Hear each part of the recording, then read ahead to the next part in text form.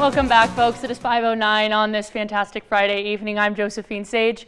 Let's jump right into the forecast right now as we take a look outside at America's Mattress Live Tower Cam. We're looking east down that I-70 corridor, and we're going to notice a lot of those cumulus clouds are headed that way with a set of thunderstorms for those higher elevation and mountain areas as it moves on through towards that Front Range area. And as we take a look at those weather headlines, we're noticing residual showers through tonight, like I just mentioned, with a high pressure system that's actually moving on in for the weekend, which is going to set us up for a nice sunny and dry, early work week, and that's going to stick around at least until next Friday.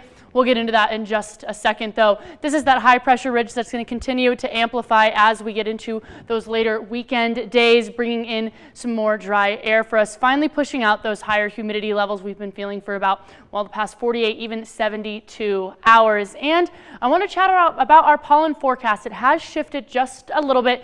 Tree pollen season is over, so that's on that low end of things. We don't have any grasses in terms of those irritations hanging out, but our weed pollen has skyrocketed in the last 24 hours, and we do have some moderate mold pollen still hanging out for us as we wrap up the end of August. And currently, it's actually a little bit cooler than what we're typically used to for this time of night as we wrap up the month of August. It's 82 in Grand Junction right now, 85 in Moab, feeling 82 in Delta, and 77 degrees in Montrose. Even in some of those higher elevations, we're hanging out in those low 70s and those 60s with those higher humidity levels. But we'll notice our almanac, we're usually 89 degrees this time of year, but we were hanging out at 84 this afternoon. And on that low end of things, 63 instead of that typical 60. So we're around those seasonal averages, but just a little bit of variation, especially with that cloud coverage. And it is Lincoln's last day hanging out with me for the dog walking forecast. We'll notice tomorrow we can expect maybe a little bit of some residual showers, but we're really just looking at partly cloudy skies in those mid 80s at 3 p.m. And please feel free to send me a photo of your cute pup at jsage@krxtv.com for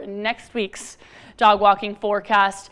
That humidity level I just mentioned earlier, we are above that average at 39% in Moab right now, 41% in Grand Junction, 54% even in Montrose, and those areas that I mentioned are a little bit cooler in those low 70s and those 60s, hanging out at 64% in Glenwood Springs, 56% in Aspen, even 65% in Gunnison right now.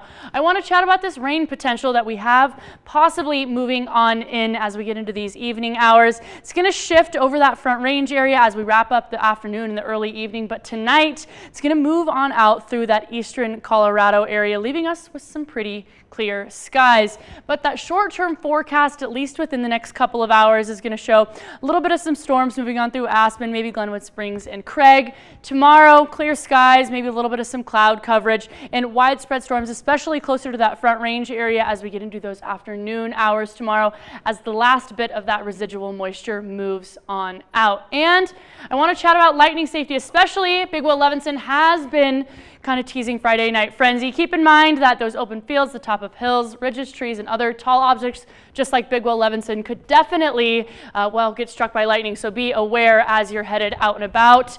Down to Stoker Stadium tonight, and Grand Junction is going to be feeling in those low 90s as we get into the weekend and that early work week. That slight chance for showers and some more monsoonal moisture could be headed our way Thursday and Friday. And Montrose, a few degrees cooler, of course, but we're finally going to return back to those seasonal averages in those mid to upper 80s as soon as Monday, Tuesday, and Wednesday.